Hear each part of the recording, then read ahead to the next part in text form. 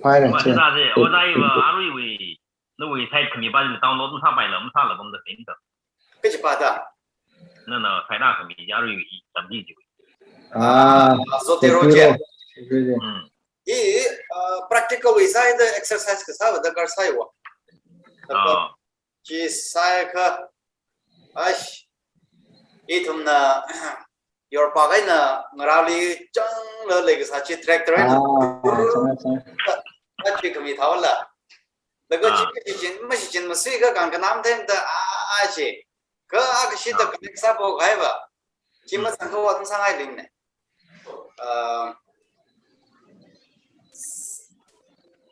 Si ham sa rong lo ka da ni shere pastor chan nei shili ta dam ta la na 14 sal ka rupi sam khila ka ko iwa kiba harno tamra jai ka ya the support side jana ya ari la yo na pastor I will turn he ko ba ka la lai tam fasi ka tam chu de iwa sa pa ya ka chu li ka chi ka tha li wa ta vai sa ra ga ya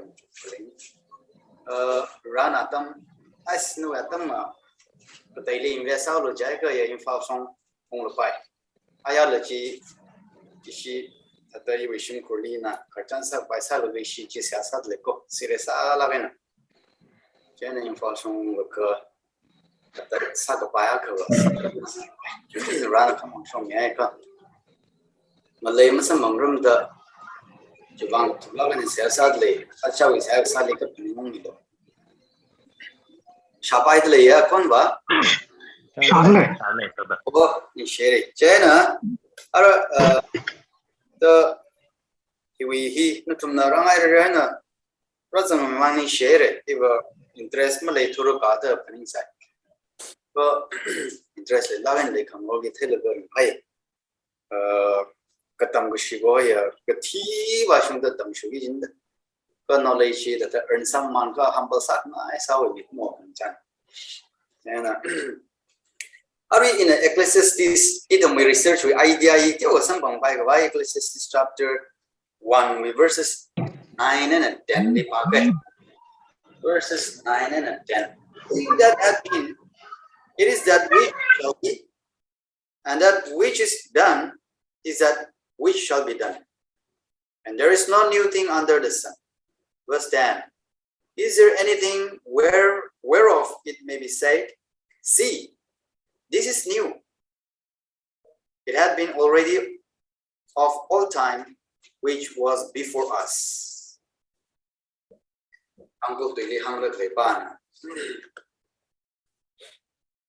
Shok Haiji Shok Mira.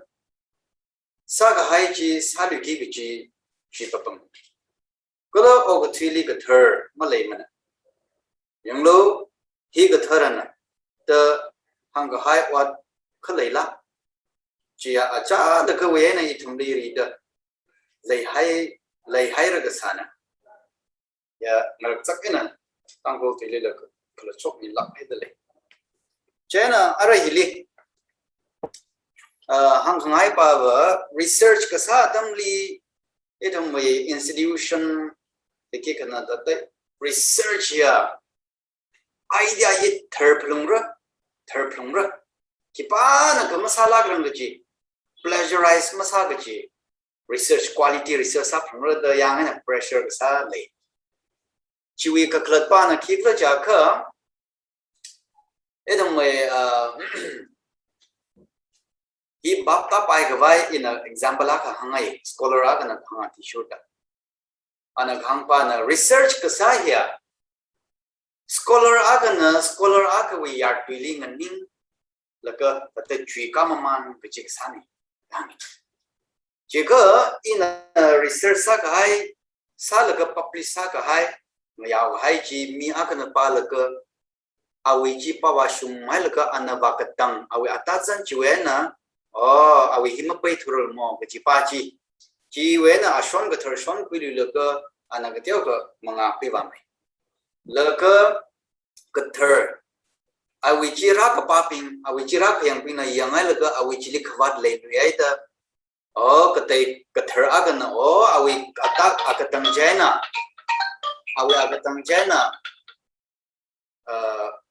ga thara ga pekar khni ka ga thum ka wa mai lui da ji ga sa ji li itum na contribute ka sa hoi research li chena possible contributions the research methodology ka biatam li itum mai proposal li possible contributions the kai ka institution kai ka demand side possible contribution hi kisarak la ja ka o example sa da in theology research sa la ka Ryrie na chi hangai re Macarthur na chi hangai re itum we Moody na chi hang Paul Enns na chi hangai re Dwight Pentecost na chi hangai re ka atung ko tong hina western point of view na hang dale jena itum we Indian eastern point of view na in present sara the atum na chatak le phekar juena phone gul ka basis ji juena gul ka itum me idea ka tharba ji vakasam ji cheta da sa shabai ka ji no we contribution ka tharni ji the jili ka tharhoi ka itum revival perspective na yang ka ba og thili ka tharke khama lai mani read when na taking guys out the sensor guys out the laser guy mani ka itum na now the tatmairon the research sam man ka pasok man chi ka chi ka khlat na ba china hi ara itum na chi ka sa tamli methodology ka chung khale even preaching li the style ka chung khale tha ta itum me research method ka sa le ka chung khale citation footnote bibliography khamili la mong ka chung khale ka chung khale la ka tong chi ari vai she mang zek mar issue institution na demand ka sa issue ta issue hi Turabian we 9th edition na Chicago manual we 18th edition hi relevant sai khni chi thau ka da edam na hili kallika armana na zotero ji sholaga nawili Turabian version ji method ji matsang sal Chicago manual ba ji chang sare nawi zotero jena ji changaya ka tata maracha becha Turabian hoba hi librarians at the Chicago University of Saksan ke ada university library jili wat sama man lega le lega tam nong ping na toy lagena rakhan han question biji an Alexa ku lega not sa ku lega separate sa lega high biji jena now the jipachi booklet one lega the Turabian method he developed sani jena Turabian na Chicago manual here marai chai ani ba chi daw ga da kalli ka arman wi zotero chili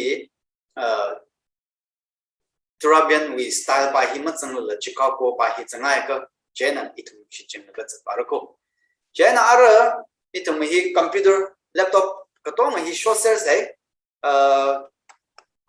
chi show ka zotero chi show ka itum dai sam ngora ya ara ha pok mano sai Zotero pa hi are in a screen share sa ka hi wili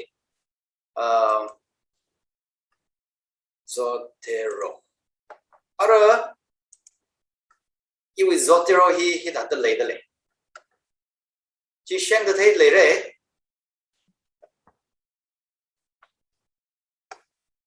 sheng da thai ye mai ai le chi sai ka ba ara iwi hili in a like around 2000 shika like kya to iwi later play 1393 books and resources articles in a collect sire chika da sarkla jaka ara Shosrella.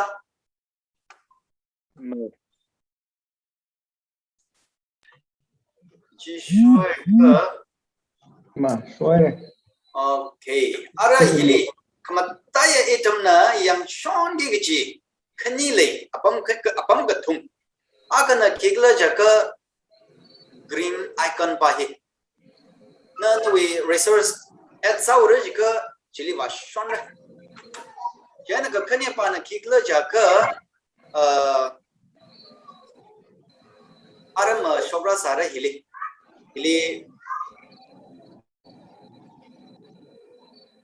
footnote citation note kushopra jinika jimani ngaka bibliography sara jinikla kachi option shobra sara jana ara jishos sara jaka ina akshita demonstrate sakai iwi hili ara chamsa de in lari aka sing the le jause lari hi in a demonstrate sakai lari he will title pa in a the mounting and lady ko title la hey ko aka pasimos how to understand your bible kachiwi pa hi lari si chamsa de in a kotsa la gashi chinda kleng chaw ka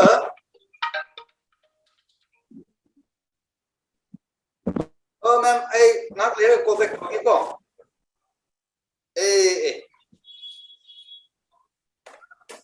yana ipahi ara kisaur ka yang zaglo ar mai tum so da salira eva demonstration ne jata ara hili wa ga chena hili click sa ga chena na option ka chung ga myawra ara hili more ga hili ta ga chena option hi ya khamira hili na artwork kotsani ka audio recording wena kotsani ka bill ka blog post ka book section jai ka kali ka monograph liver author trukshini magathumran lagatsik ka achawi article person sang rog ka book aina compile sa kulaga ko shom wade aro hanji ja kechungo lari kechungo leite chata jigata ji book section hoy jena ji thai jai ka hili changi jena case ka conference paper ni ka dictionary ka document ka email ka encyclopedia ka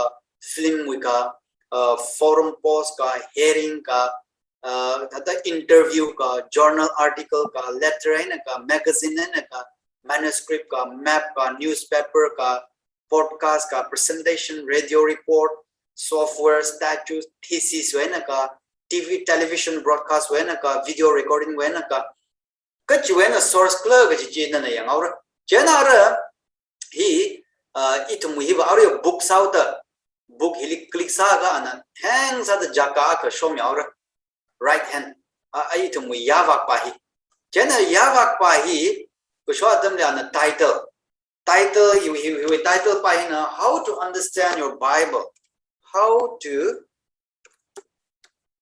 understand your bible jena ara enter saura enter sa khai dili kalli kata nana auto correct sangai ga hili cursor ji hai la right click sa ga title case ta na miaura book title ka ta ki ka tong title case ni jena title case le khang china it my first letter pa ji article no auxiliary verb meaning la ka typing wa upper case sar capital letter sauro jana title case jaka ariwa understand ka chi pa chi u chi small letter n late ka title case di click sak jana capital letter one aura jana first name jaka hipahi we amin hinawa author pa we amin hi tn steret jidale taka steret hi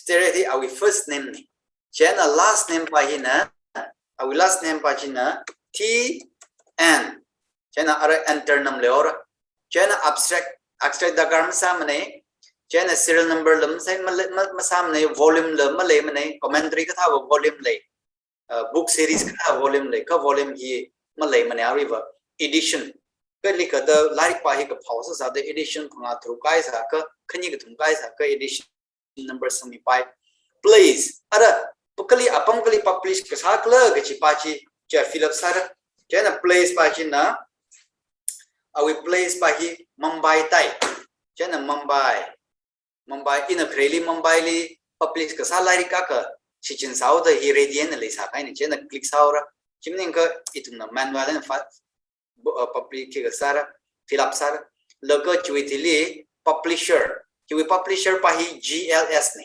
chena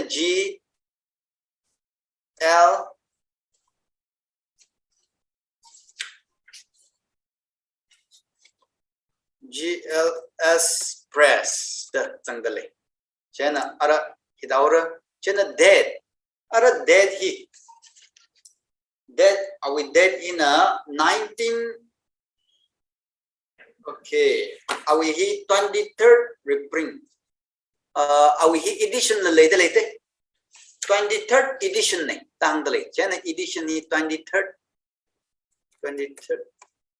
edition chena date pahina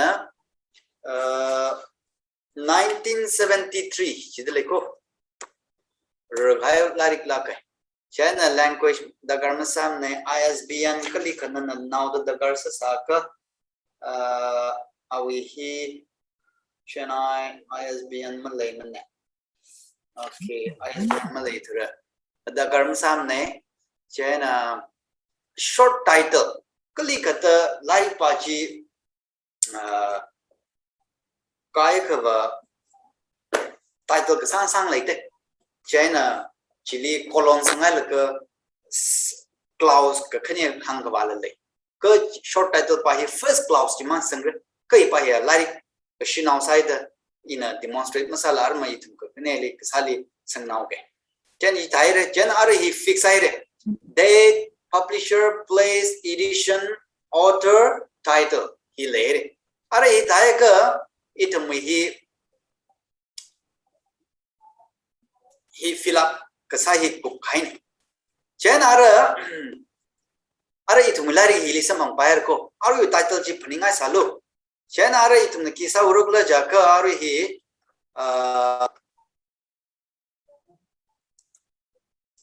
so it halaka stop sharing in a iwi screen kataya ka share sara sake chena screen hili itamwe kathara ka demonstrate sa gwa hi ar MS Word chamsa de hi pa hi dissertation ka bidak lene chawlo chamsa de hi halaka itamna example sa da nana lari pa hiwena examples are the like by hiwena young Christians especially need to consult older Christians Mr. he arat example ko Mr. Sterret according to TN Sterret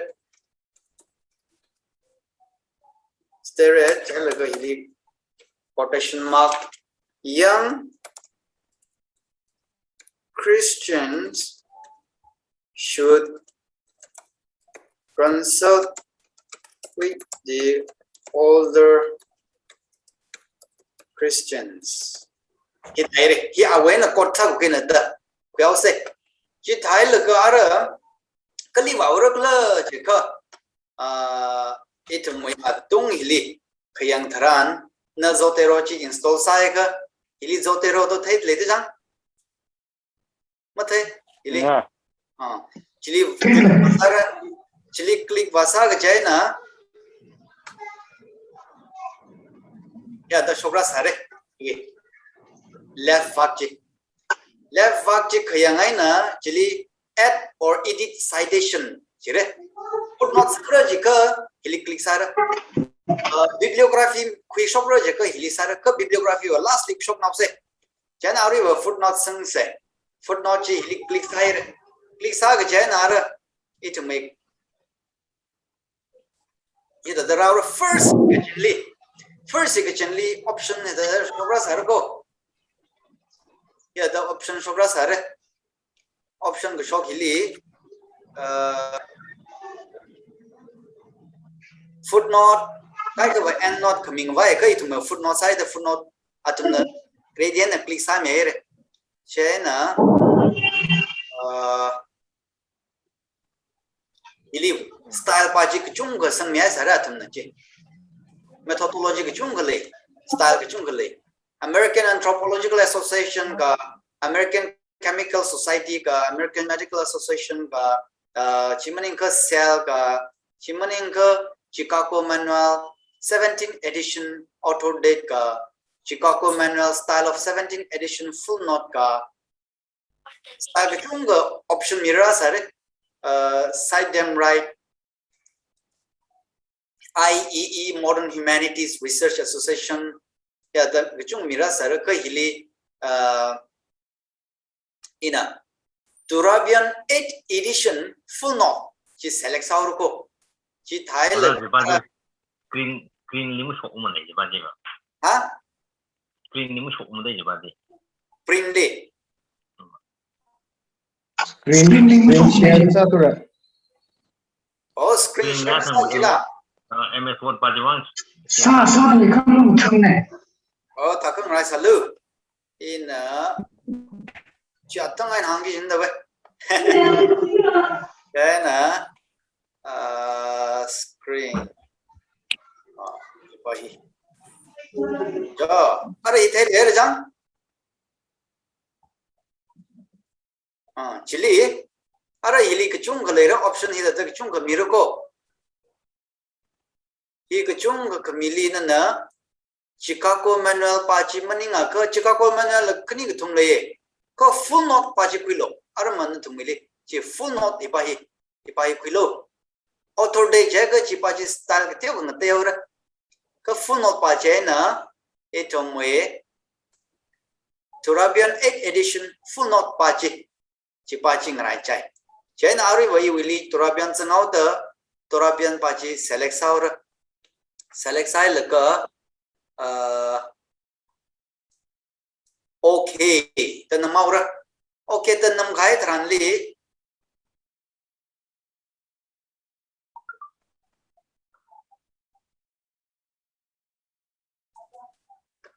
okay nam gai thran li solo hili fill up sa ke screen okay nam gai thran li ya dara shogro ko number 1 anas auto setting mer go chena achingli ya dara shogro ko ar click masarang thugi da vatle chena ar zotero generate den open sa lagai ro ko chena ar zotero li vaura zotero li khwachi asli na share sa ke screen share zotero okay zotero ji ya dar shobra sara ya dam shop ya da shobra sara chili click sa ka classic view to shobra chili ida ga chena itumele aka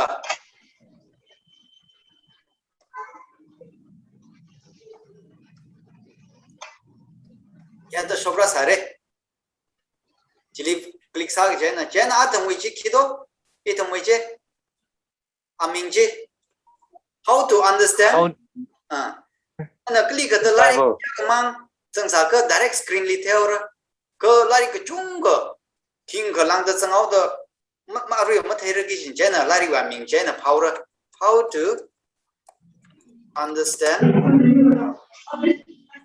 your Bible atang itum na fill up sa ga pa chi show ga re chena hili click sa ora chena adang page number ka chuena kla ga pa chi page number 10 ji sangai ara yes ya ka ara ji ka ta dara shogaur kla ja ka ari footnote number 1 jang footnote number 1 chili atsing li ara itum na ka tara shogaur bi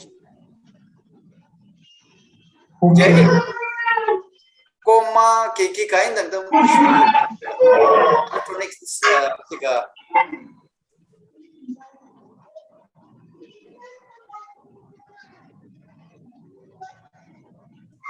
auto set sao da chen hi ara tha la kan changai re je strategy and how to understand Bible 23rd version ki shokai re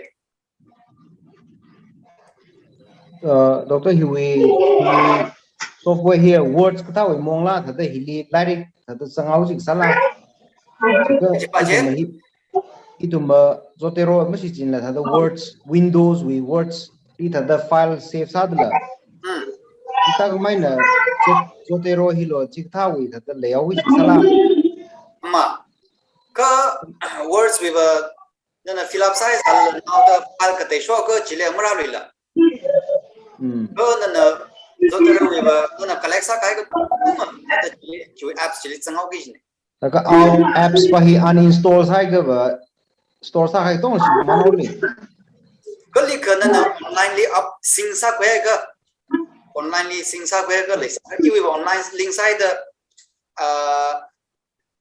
ji could like the laptop ko te chili sign in sai ga daro show okay this sing sa why mira sare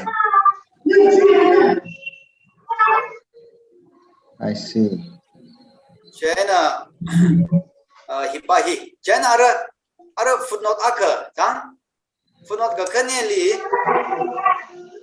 okay and China and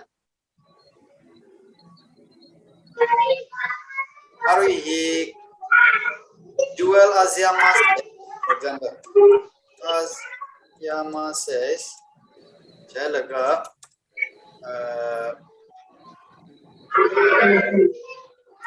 believers should consult with pastors. It how long, for example,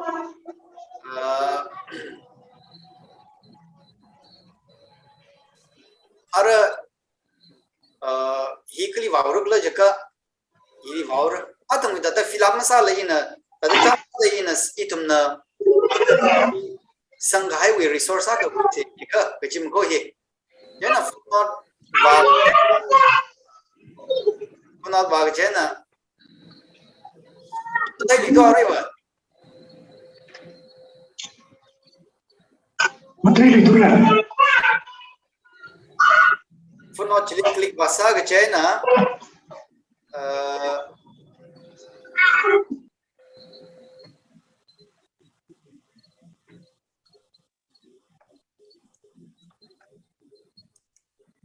ada shogor ji thai ser le ji thai ke China ra hi classic view li vaura China ra atang we classic view li va ka itumle Ipahira sogra sare green olivia color na ki sa khai jang chi thai e thai de le chane hili kuch ba che ha kuch ba chi ba chi ipahi chamza de ina lari akha iwi Juala Zaman na kapi highway number page number 20 and pot sai jaulo dai ko okay ta okay sai ga okay jikleo da ara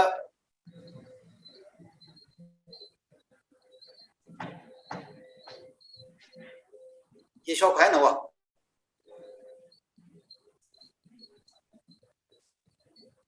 okay jikleo da okay footnote number 2 kan and actually the fill up sa gai jin latri tam sa limre footnote number 2 hi ilira sang hai nahi auto I see jena iliara na manual na correction ke osara ke che hipa hi armaba college with standard attitude the single gap le lo chire ka single gap le lo chai ka hi thai la ka na manual na ไปไปเฮียราชลีโฮมลีวาลก็สักแค่ไปข้างในก็ตาข้างชิอีจังที่ไทยก็เช่นอะไรก็ปีกุบซื้อไรหรือก็ไอ้มันนี่มันเนี่ยถ้าก็อะไร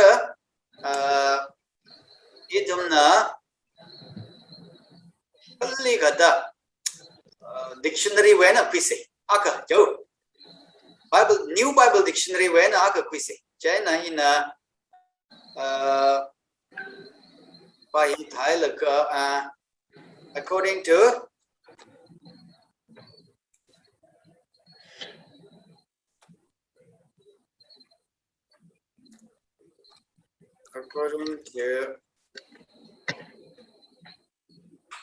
me XYZ 角色 XYZ it is not necessary to consult with anybody in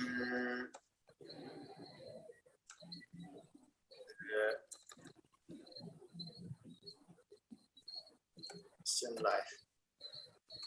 Chỉ thảo luận example sát tờ. Cho nên là item na, trong sát tờ, ý vị lý áo dictionary mà lại mà nó chơi này là cái cả sát cái, soft copy ấy na cả, ý vị lý của lấy áo cái gì cái, thì bài hi, đi vào là cái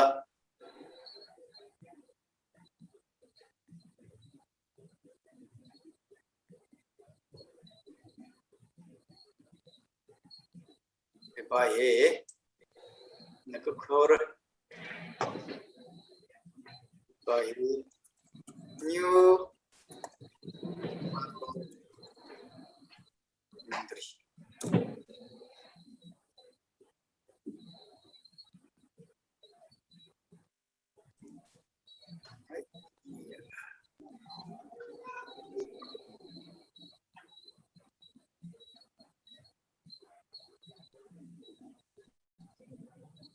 Hello.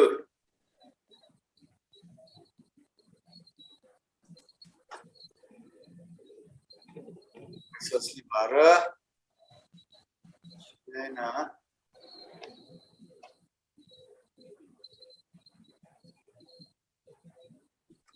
Shui.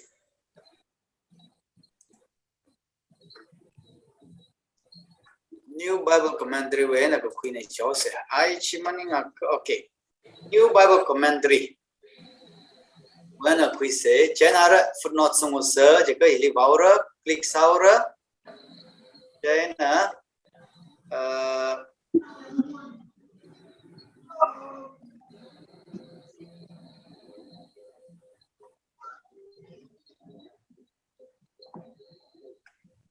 le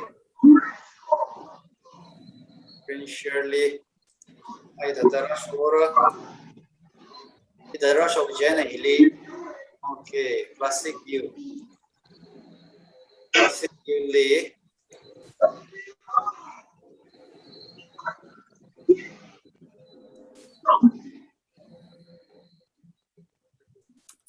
New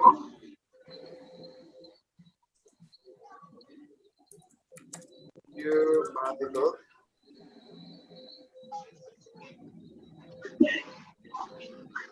ये read when in Alexa संघाई को resource ping है इन शिक्षण खाई बोलेली चेन आई चम साथ Deuteronomy when close New Bible Commentary पामनिंग ला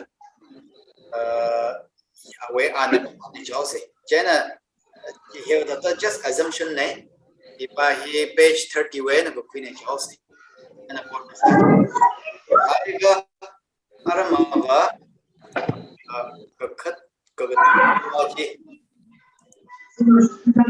Footnote number 3. Footnote number 3 is the lay. According to expert, it's not necessary to consult with anybody in Christian life. Footnote mere, Jenahi. Footnote number 3. Volume NIBC yada shogari. Ya itu na fill up masagi na hiwa auto set me. Zotero na WhatsApp. China. Ara ka pick up sir hai la article when la ko yang sila ta. Chimu ko la filak sa teo re ning ma. China ka pick up sir hai la ka arma bibliography. Chansa da nahi bibliography mi ngai re ka pick up sir khai thili. Ka thum shi chinai re chang. Chitai ka bibliography hi hilivare insert bibliography thaye aru the laye insert bibliography hi click saura chai na mathai idom na shichin gai ka tong hi ji ka tong setting wi ga ma le lim ni ya Are job shiga repeat samiro. ha Are you repeat samiro? Bibliography uje. okay ta ka bibliography hi dili sa lo se Ma. dili sa lo re chen bare adam wi ji hilika da lam thai Ha. Kari pachina insert bibliography li kare pare ipa hina click sak lyoda hira shogor che Acha. kithaura na thesis pai the week shop pai chapter wise na ku shop chapter wise na ku copy paste ka pang hu ka setting na sa ku ya pai jena week chapter we na jena bibliography herang now logo sang now ki ja na lari shaka shi chen la second ka thum lari second ka thum kan only settings out in ja na we labor da garam sa lim ne de we kan na hi na mo jena na shi chin gai ka tong chi install sai laga na mirin pai da akji da mirin pai da na we asset sao ge ji daga ara ishi hi akji da try sai musila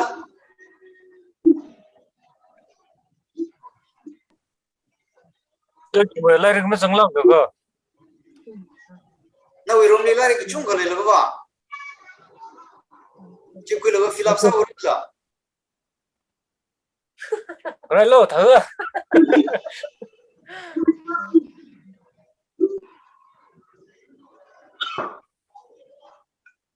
Đi cái tàu lắp sao rồi ta? Ở đây xin cháu sẽ. ai ta chi itham wat sa se asalo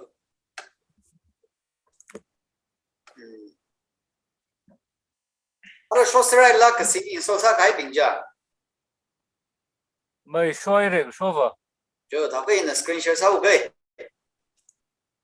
Cho. screen share chi zotero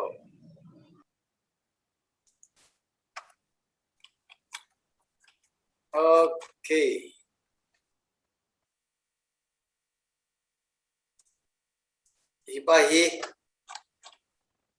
hi li bahai olo no zotero xoay re jang Xoay rồi. xoay re ta ka hi pa hi ka lo chi green signal a ngam le na icon plus mark ki we cursor time na chi hili ka chi click sa ga na we chi like article ka newspaper ka kida dictionary ka kida Tôi yêu click sao lắm sốc là cái gì? na we chi ka tha ga chi plus Net là cái title item chế là cái mới sốc nó yêu. hi mak shop sa pa man se ta new item click sa lo new item chi click sa lo chi ha da shop la yu tha ta list chi Here. Yeah. Just new items. Ồ ra hi online ni cũng sao bài mà này thế cơ. ai online mà đi có offline này à rồi install software rồi install sai được offline này Thế cơ offline thì à rồi thì lại đi laptop đi sang đây lại đi những số thay gì thế cơ. Copy sang gì thế chứ? online này install sai quý bài cái là offline này manual này à rồi thì mình sai được cái bài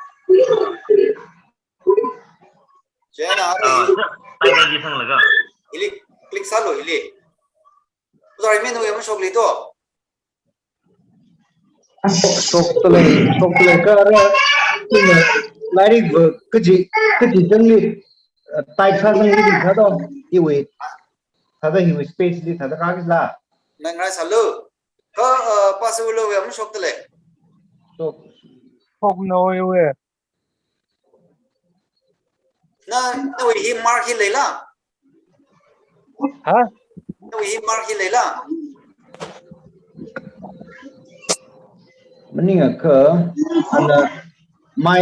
my library chỉ click sai chứ go pasal velo my library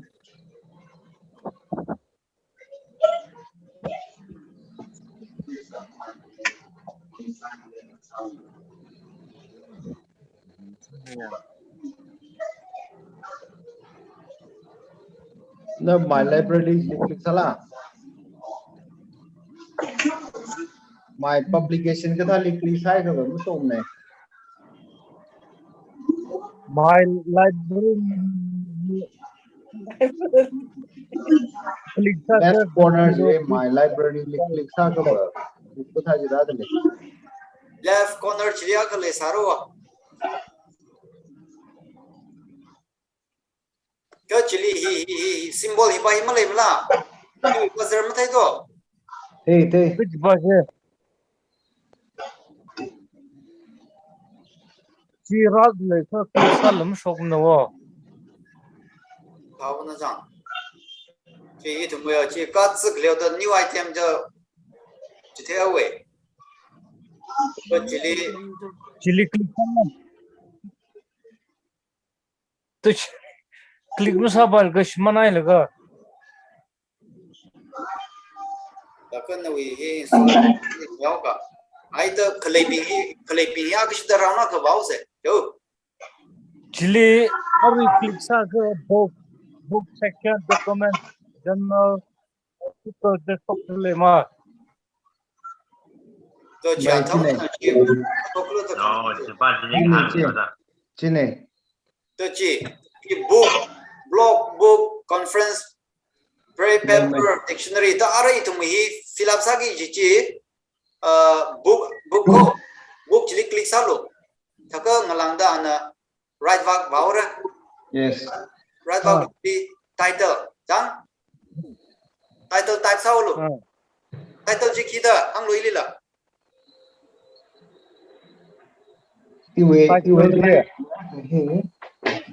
the footprints of William Pettigrew. the Prince of William Pettigrew chi mà đấy Ma, ada chim se. cơ chỉ enter sau luôn Array asam in a okay. Array capital mengalir keras bajle tapi se in a second round ni try sa se okay. Ada enter sau lara. enter sau luôn Enter. cho chân là first name the số cái Ma, first name. first name are Hili aga ham steo ge Hili arrow mark now he will right hand side Hili mà thấy cái lý cái chỉ bắt chước automating là chỉ click sa cái automating là contributor editor series editor translator the leko Yes. chỉ nên nào ta cái phong quay bài Yes, okay. to move author side author mình hang nhau Author. Okay. First name. Loli. Last name Vashum. Vishum. Enter side. China. Abstract diagram samne series samne volume lamale mane chang malem này edition lamale mane place mains are the place publisher date author title if he dagar sai okay we here place the musang the Ramvu Baptist Church mang sang de lewo ta ko ramvu che sa se eh ramvu place China publisher place li Ramvu publisher published by Katingla Vashum ta ko Singla Vishum enter China date we did he yeah our in the local book side date will lam sang ko ka cái gì đó thì cũng mình sao đó he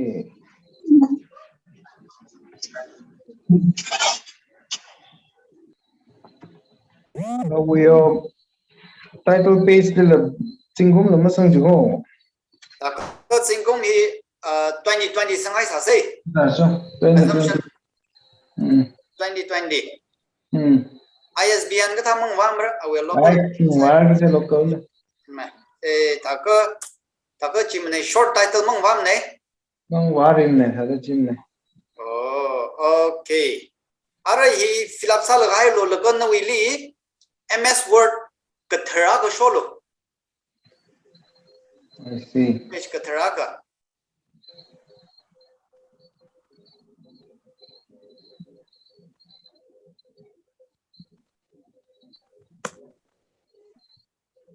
chỉ số này là cái gì? Có đó sao có vậy? sao nào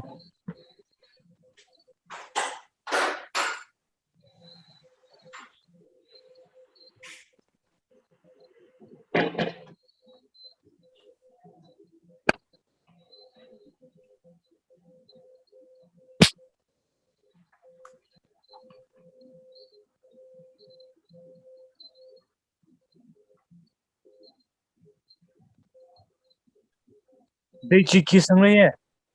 Chính công sang là. date chỉ mà 2020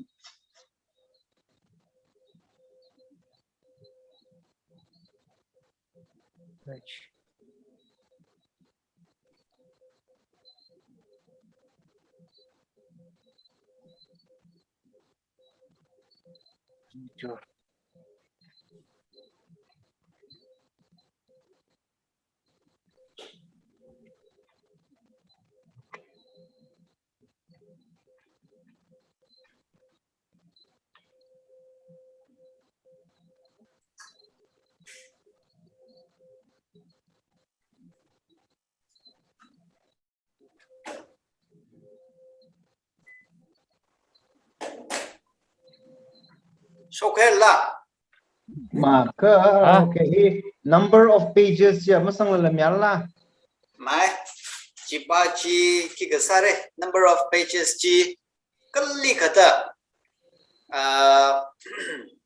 na hi dictionary cái thali page 100 to 101 okay the wording cái thao quen là vào mà I see là cái article cái thao cái we zotero hi va live we record hada ka haim ne thaga jang mà I see in the words hilila hari le hi ka tha sangi si ka da ning wa kind of words with hada chỉ em sao mà này I see China cái lý cái tên là online ISBN cơ chi mà này asa le la phung te ma sang lim re ai yêu ấy này là sai hàng dính đó yêu lại cái này cái lý cái là online nữa awi abstract cái thà khuyên ai cơ ISBN number pahi sangai ko direct na URL link and power up by. Yes, yes. Online live pinjang. Ma, itu may kaya tata just beginner bimang ni expert sa nga sa Yes. wow tata. China ara taka na we MS Word chili wow say. Okay. Ma.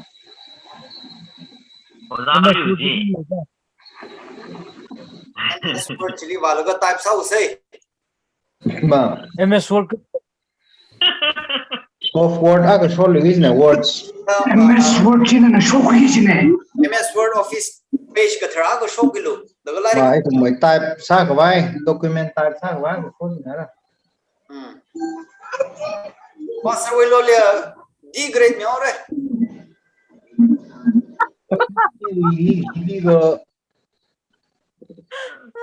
Gradually we learn with the edit bibliography, insert bibliography ka ba mung rang ko na la ar mo una sakila. Ya ar mongra sare. I see. dissertation Ar in la page ka thara show gai. Okay, okay. Kacita new. Ina ka thara show era. Taka iwi ka tharpa ji show sa ka. Okay, taka screen share. Ka tharpa hi ina ka thara ka show era ji. Chana ra hi pa hi the trial cháu sẽ China dissertation research liver hi pa hi mat nam ko khang China hi pa hi na ko Last part je. hi pa hi last pa che ne last pa che ne hi mat nam ne Mapri hunter we itum liver he we alignment by so justify by here. Serampur we jang senada Serampur we Mapri by here justify by sang so guy. Ma ari we traben the singing no he saura. Okay, issue we align text left is by here. Ma Yes, yes. Then ara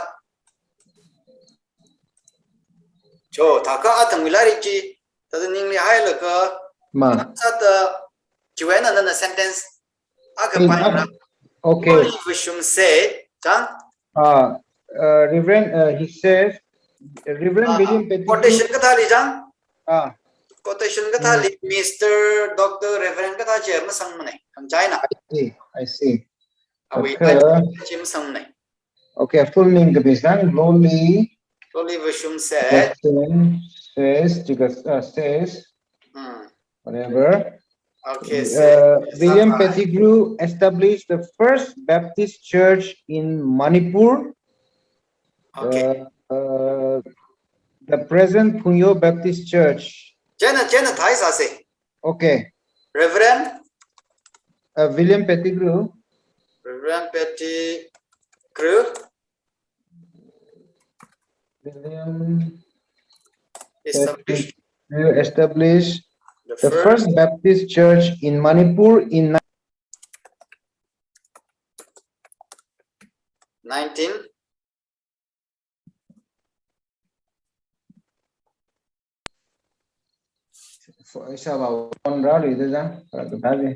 1910 la 1916. Established the first Baptist church in Manipur in 1916. Say 1910. Sure.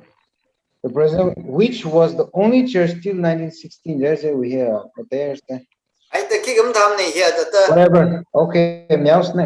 ta mai da dang Ma. okay thaka ara hi quotation mark close hai lo laka atung wichli sang lo atung wichli sang je na hili zotero ta mathai Yes. chili click salo Side. Akasiga double click. ai akashi Okay, click side. Chip hi ba hi ara Zote ra right chipa chili click salo add or edition edit citation ji click salo sir chit one ta click ka ara shogar la jang right footnotes right footnotes right re chena atung china select sa de ara ini power ma iu ya turabian ma sam de ga da damo sagi ji turabian ma changa ka atang ina khang tha ta turabian ma changa ka ki ga sare atung ba khala sang lo logo chili Chicago manual 17 edition full note ta ma chang atung ba rosa sang ka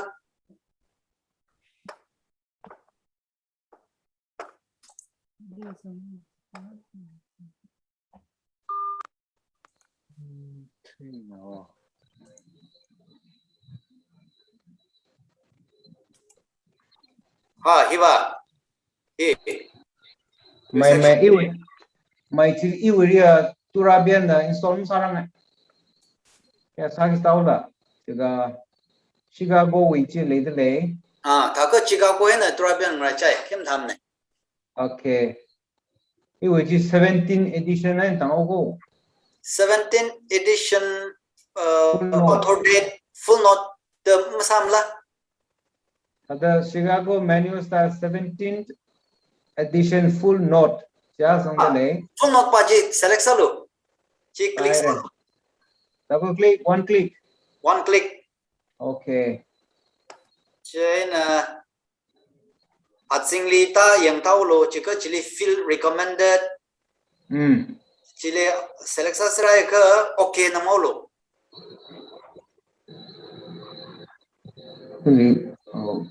yeah you okay nam vai lam le tu ho li we here frost sa han sana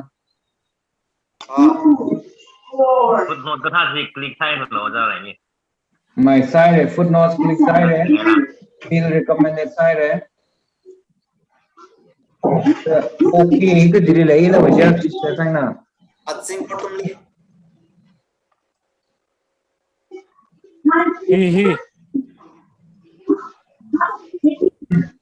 screen share sign na se you will screen his problem sa bai tu se ta ka hang sau ka hang sa gai le ta ta enter na meng la screen chin nam ka hi thumai wa hi shokar dai chi okay na mai ka you will okay which problem sa bai tu se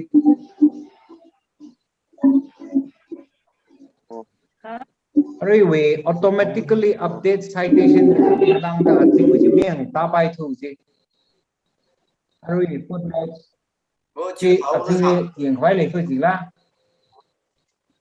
hi chu step pa chi kanai ta sa pai thro ta ina chi ta which footnotes click side fields recommended side laga automatically update citations ji ba ki we are zing ji am yang pai thu ko we screen teo na hai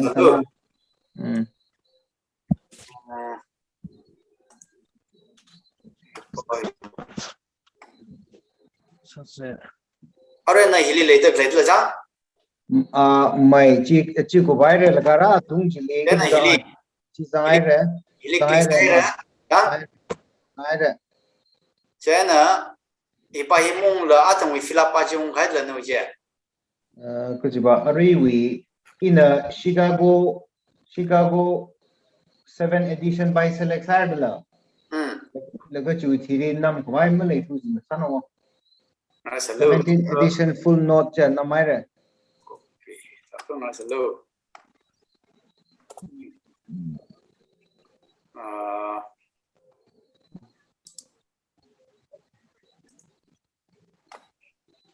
chi ka tha ji mara thu ji no je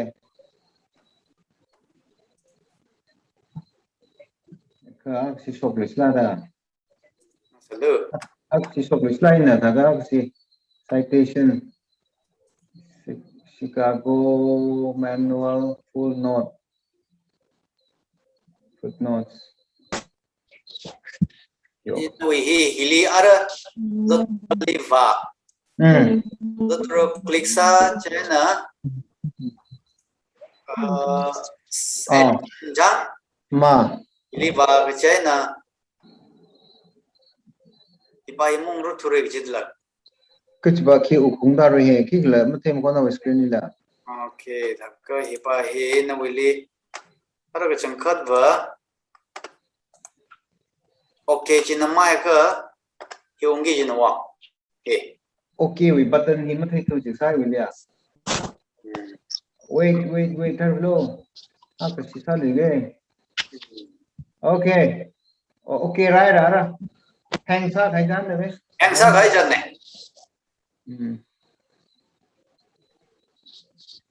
laptop ka thra ga lo miao lo to mbc we ja secretary chithi ko bi miao la sai chi ne nya de le sắp tai de okay right ra hong pai rai ra tula right ra hong pa chi z we mark arrow ka signal chili click sa ka classic view ra yes classic view chili click sa lo excited ta ka space ka mong shop yes ngai na ara atong wi lai je masalu atang wi lai ki reverend awi aming chi loli book name maning ka author pa we name je ka bi ka ta ta so ra so gai de loli chana chi click sa lo as ung tai chana chili atsingli page ta sang sare ma chili space kam sai na chi sang sare atang na itumli page ka kali ko sak mi da but yeah page misara thak na namai da ai da page 30 hanu wi ba 30 ja page 30 ma aka okay na maulo I see page 30 okay as si sanis na yeah page 30 chogal la ma so gai ta ala hai sangai ya chi will ra sangar la Asya, awesome. I see. How go for river? Yeah, computer programming thala mo. Program sat le laga ba tam ka sang la sma ba ya. ya paka ne Soy li ba le la. Ai tu mamra kre ko ma ji simana sa. Ba hai ne he. Ở đây nó ai shoi vai ma lem ne Ma wo. ở đây nó ngã nào kì ở đây vì lại đi bình hi rồi đôi đi được lấy rồi đôi đi hi ở đây tại masala cốt masala tại đấy cái này inter sao là hai bài gì là hai bài chỉ ba cái nào là sao đó zoteroli ma hai la rồi hai ngày chứ gì đó lại đi lấy được gì to chi ari we fill up cái sa de sa re là cái cốt masala ở tại đấy cái hai gì gì ai cốt masala da ai sirai pai la gan naw da na lari chi chinoro chai na page kya ka we ti yang cái page number naw sa la ga shi chin man gi jin da Wonderful. cái I see. inter sao cái author sao cái gì sao cái inter sao cái tin của cái là ma chara ma libra ka ara zotero shi chin la ga wat sara ji ka na firstly zotero chi re je na shol ga hai re zotero ma sho ga mra sho bra Ma. Asya. Apta nar ko ya try sangai nar ko. to ari hi bibliography la yang la was lo Sa so khamang sal la jang. mai Okay, I think to me bibliography.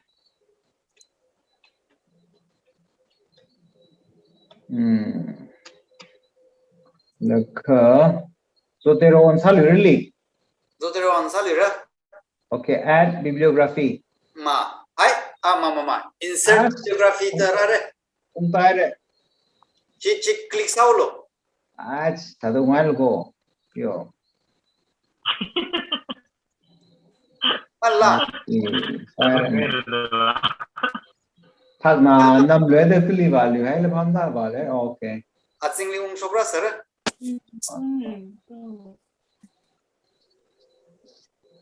mà tai chi mà này the chi nên là lại shark sinh là làm đâu hút的 không số có đấy अगर जे जोतेरो हिली लाइक चुंगा recording ज़्यादा का side ले दी mai cho nên nearly 2000 height lấy ba research li si jin gi jila bi ka lairi to mu ji ready na type sa sang ha or ma wonderful bibliography na na ko khili wa na na shigachin na we article chili shi chin gai tingmang mang sogra samre ma as ni snai ya o chung kom sa tai as mne ga chum bidili te si bibliography ke semli pa ek chot khami ni ya ai te chena bitena doctor he khangte le je hele arana thewol la se doctor na veng me khai le ga ya then now the na manual and correction sa ki ji khale ji ap ji de sai okay atong we ji pasu lo ba azam pur tore ga da hai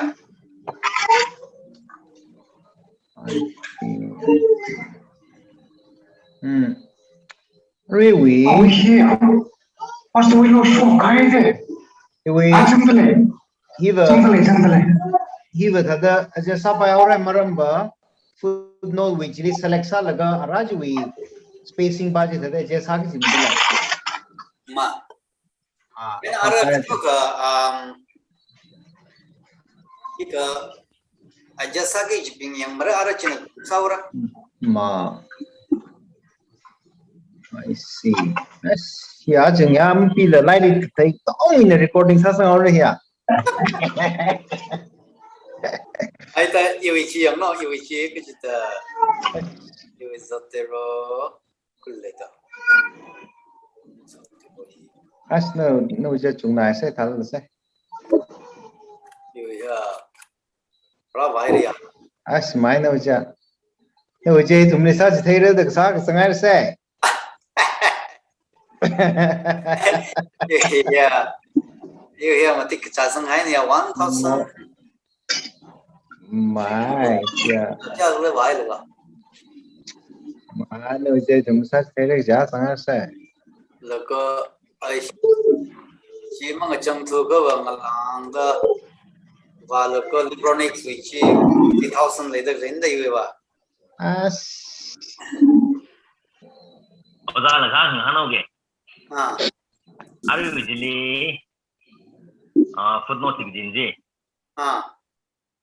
footnote ki jinji ip kita option saradla kita uji thada ani sign auto ina na tada saur la jiba ta chi yang se area kai kam ma shung le fu ara atong we not pa chi ku shok le lo ko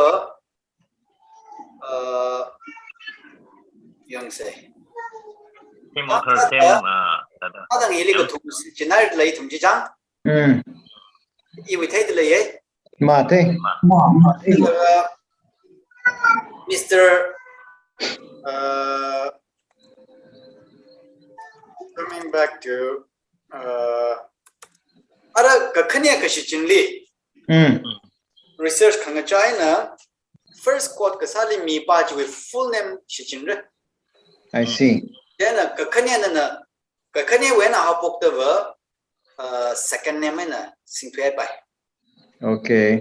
chăm sa the Jewel Aziama để cho nên chui thì lấy cái khania cái Aziama Rami Rimai để đã có Rimai ta cái when học bốc cái first bốc ali full name kui đấy China ara Stiret Willie Hanung say okay.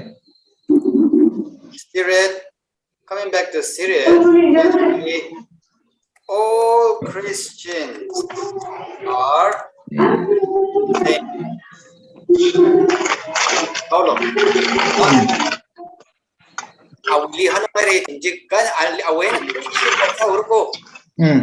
Jadi hili citation di wire. Walakha ara kajita.你穿的是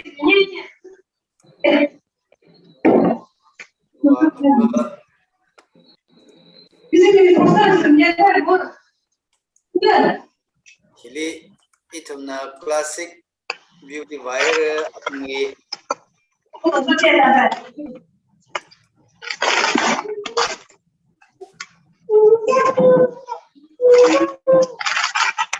Kalau ke amin kita holi tu steret lah, steret.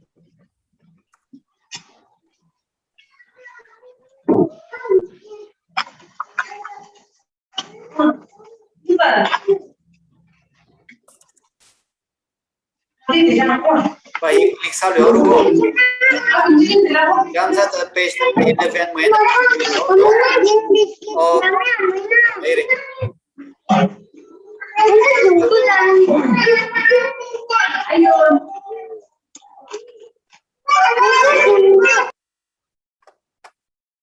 Kita ke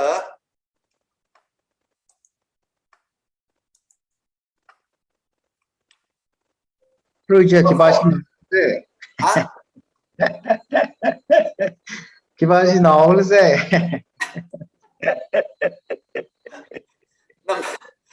Number 4. Number 4 he thaire. Aiche bibliography ne aching ta fra. Azing bali sir. Yes. Ipa ye. Idara ora. Jili ba information full and mashok limre. Ma. Mi pa chua min ko shena shokro. Ma. Second name na shokro look book title hi shokro chena. Ma. Number mane. Ma. Sidare. Aga sararui awi same aksi repeat the science that stated back si sal ka ibit rani ga mani ka amen rani ka ara iwili hiwi pa hiwa angatagli mi gatairai laka rak sing da. Yes. Ka ara ipa hi same science ne. Same ipa hi salu say. And again chalaka steret chau say. Steret blah blah blah. Chau say janara add citation and citation steret. Page number 12 when go queen chau say. Chitaus. Page number 12 when go queen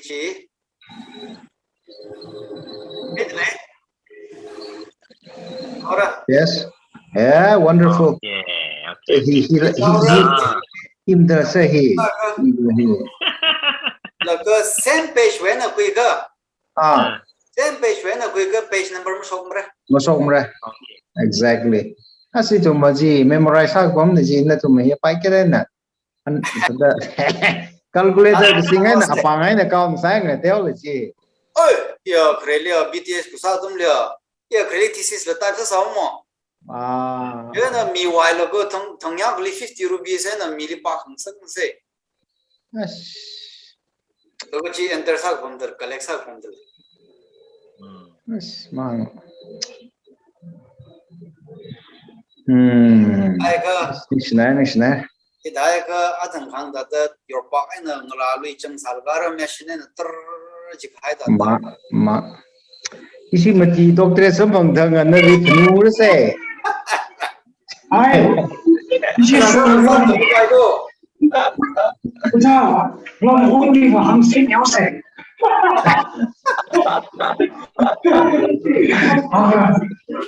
Cái chỗ này. Vanya. Ari Arunachal Pradesh University. Long home. Yeah. Yeah, itu tamigi di chot nada peninggu go ya.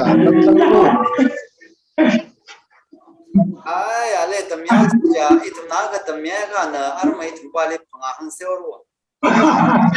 Ya. Pening maram go ari tamigi ya.